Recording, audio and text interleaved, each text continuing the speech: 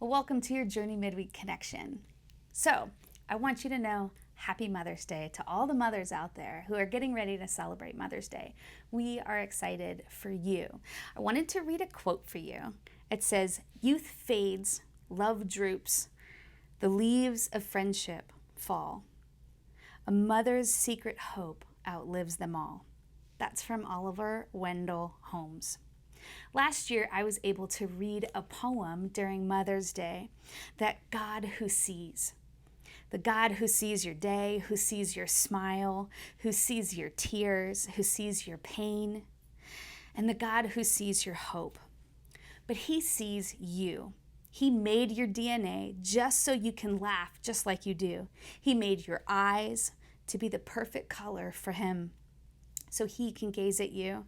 He made you perfectly in his image so he can love you right where you are in your day today, with your smile, through your tears, in your pain, and in your hope. He sees you because he is El Roy, the God who sees you. So happy Mother's Day. I'm going to be in Psalms 32. And this psalm is incredible. This psalm is about being forgiven and being restored.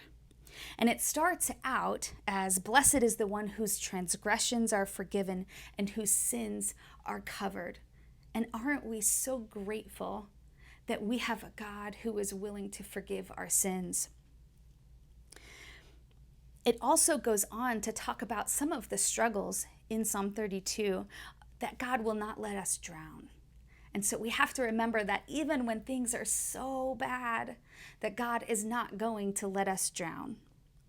Verse 8 and 9 says, this is God speaking. He says, "I will instruct you and teach you in the way that you should go, and I will counsel you with my loving eye on you."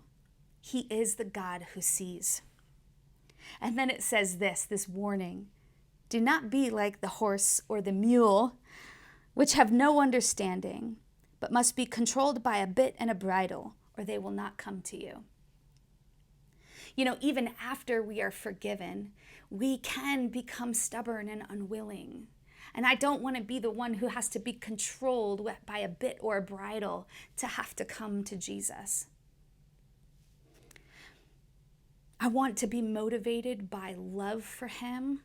I want to be motivated by, "Lord, I love you so much. I'm willing to do anything you ask me to. And I know that you have forgiven my sins, but I want to remain willing." And then it goes on to say, "Many are the woes of the wicked, but the Lord's unfailing love surrounds the one who trusts in him.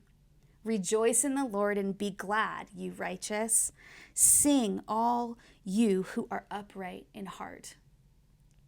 And I hope today that if there is stubbornness, or if there's unwillingness, or if there is anything that is keeping you back from entering God's throne room, to entering him, to coming to him, that you would address that open-faced, knowing that you've been forgiving, knowing that you're not going to drown, and he won't let that happen to you.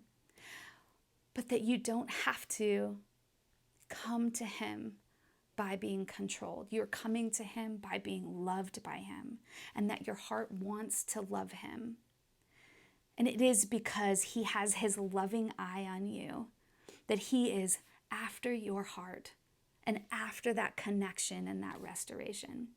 So I hope today, happy Mother's Day. He is the God who sees you, and he has his loving eye on you very specifically, and that you would run to him in every way, shape, and form in your life.